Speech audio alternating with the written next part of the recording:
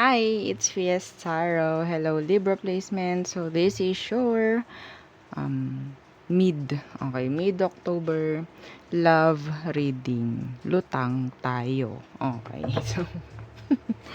Okay, so, yeah, before tayo mag-start, kung hindi ka pa nakakapag-subscribe, please do subscribe and hit the notification bell para lagi po tayong maging updated sa mga mangyayari pa lang. Okay? And yes, don't forget na mag-follow sa atin pong FB page. Okay? And kung meron pong tanong pagdating sa private reading, message lang po tayo sa atin pong FB page for more info. Okay?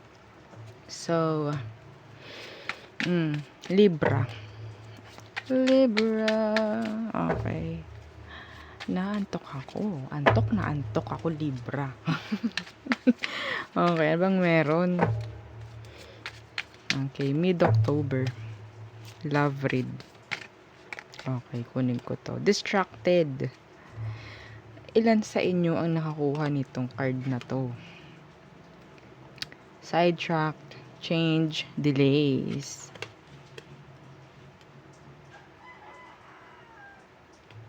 Okay.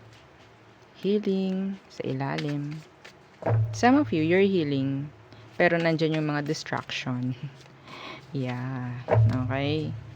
Pero, yeah, aparte yun ng healing process. Okay, yung distraction. Oo. Okay. What else? For Libra. Soulmates. Okay. Deep love, unity, and connection. Okay. Distracted and soulmates. Ang hirap nito, Libra. Oh no. Parang this is a deep connection. Oo, deep connection. Parang sobrang hirap na alisan, mga ganyan. Okay. Tingnan nga natin ano bang meron. Situation, Libra. Okay, anong meron sa situation nyo? Anong meron? Bakit may distraction? Distracted and soulmates.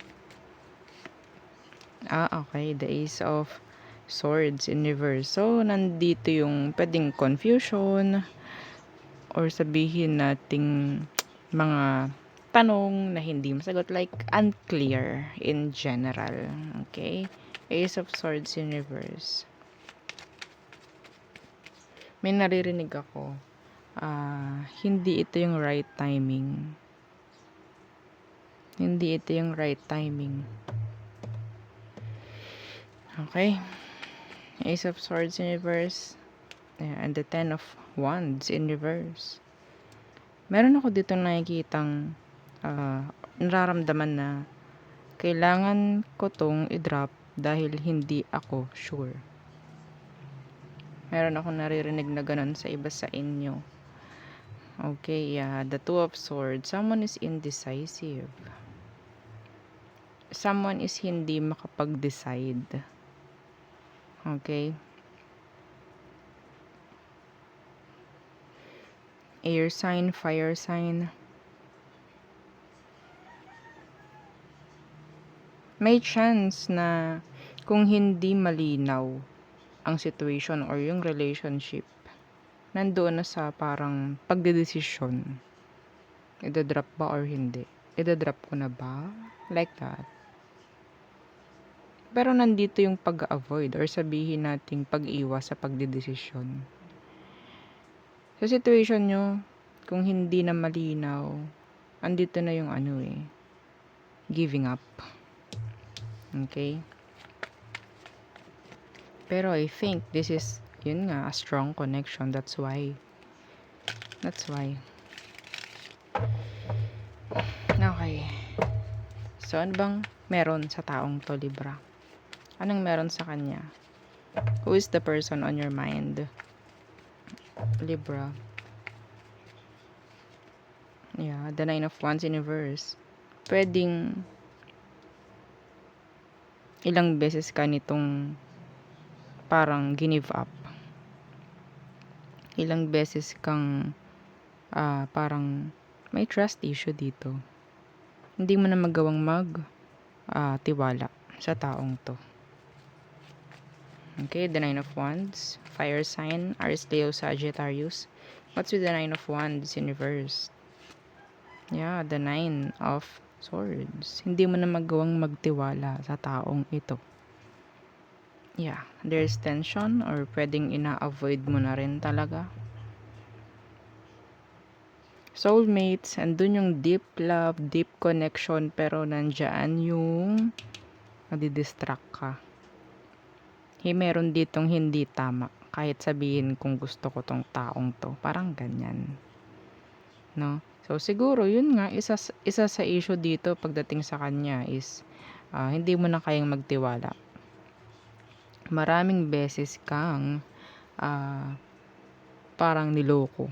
Hindi pala parang, niloko pala talaga. No? Maraming beses kang binackstab ng taong to. Okay? Ano bang emosyon niya? Sino man to? Ano bang emosyon niya? Ano ba? Okay, the moon. Nakatago. Pwedeng Pisces. What's with the moon? Bakit nakatago? Excuse me. The moon. The Ten of Pentacles.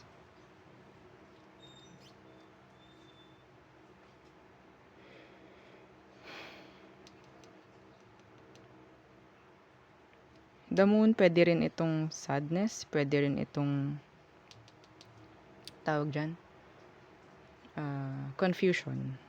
So, yun nga. Pwedeng itong person mo, napaka-confused. Napaka-indecisive. They want you.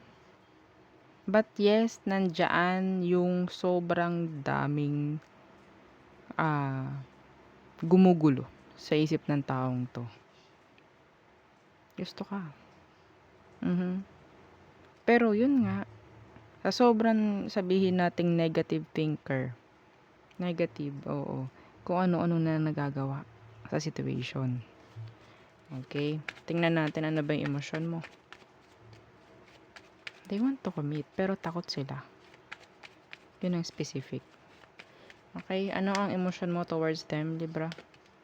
The Devil in reverse. So, ayaw mo na ng toxic. So, yun nga, pwedeng nilalayuan mo, inaalisan mo. The Devil in reverse and, yeah, the Ten of Cups. Pero yun nga, masaya ka. Naging masaya ka sa taong to. Sa totoo lang, okay? Sa totoo lang, naging masaya ka kahit sabihin nating maraming beses na nangyaring hindi naging okay kayo. Naramdaman mo naramdaman mo yung emosyon, naramdaman mo yung happiness, naramdaman mo yung kakontentuhan sa taong to. Naging masaya ka noon. Aminin mo. The Justice in reverse. Yung iba rito, pwedeng sabihin nating option ka. Option itong taong to. Someone parang nagiging sabihin nating waiting shed. Oo, parang ganyan. Parang shoulder to cry on. Parang mga ganyan. Okay? Kaya siguro hindi kayang magtiwala. May pagsisinungaling dito, may pagtatago. Okay? Ang daming 10. Okay, may Justice pa. In reverse, meron pang 3 of Pentacles. Some of you may third party. May third party, kaya ganito ang situation. Next action niya towards you. Sa situation kasi, kung hindi sure, idadrop ko. Parang ganyan. Itong taong to, lagi na lang itong isip ng isip. Pagdating sa'yo. Hindi na to makatulog. Hindi na. Some of them, physically, medyo hindi na rin okay. May sakit yung iba sa kanila. Yeah. Next action, the Hierophant. See, they want you. Kaya nga yung una kong narinig rin kanina is, hindi ito yung right timing. Hindi ito yung right timing. Okay, what's with the Hierophant? The Emperor.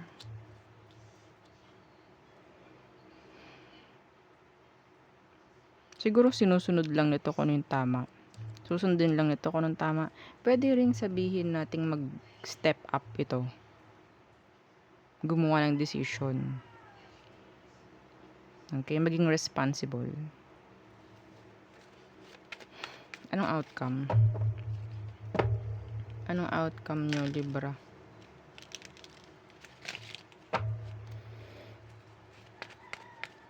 Okay. The Hanged Man in reverse. And the Seven of Wands. Again, the Two of Swords.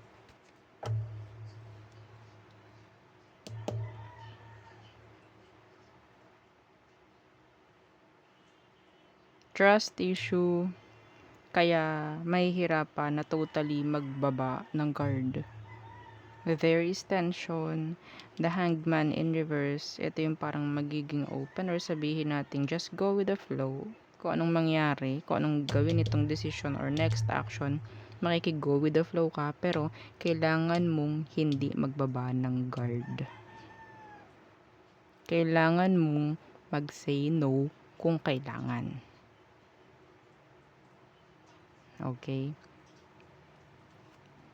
Decision. Hindi pa kayo tapos ng taong to.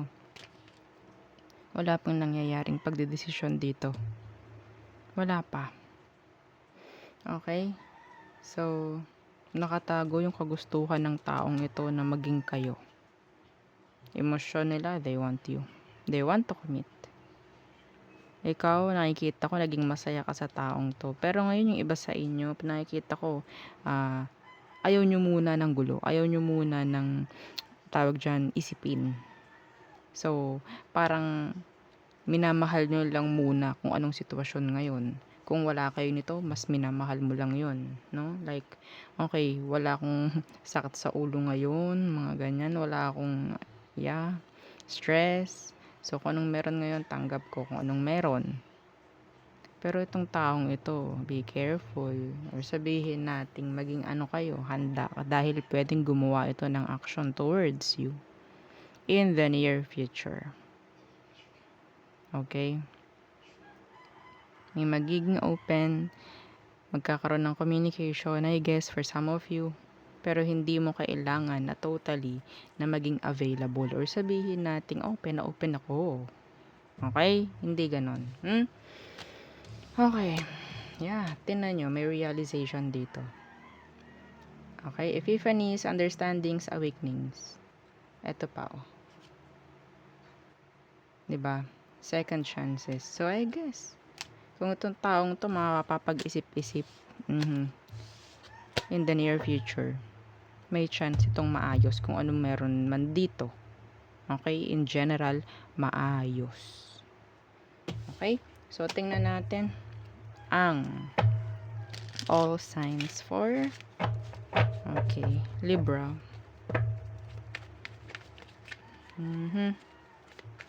Libra.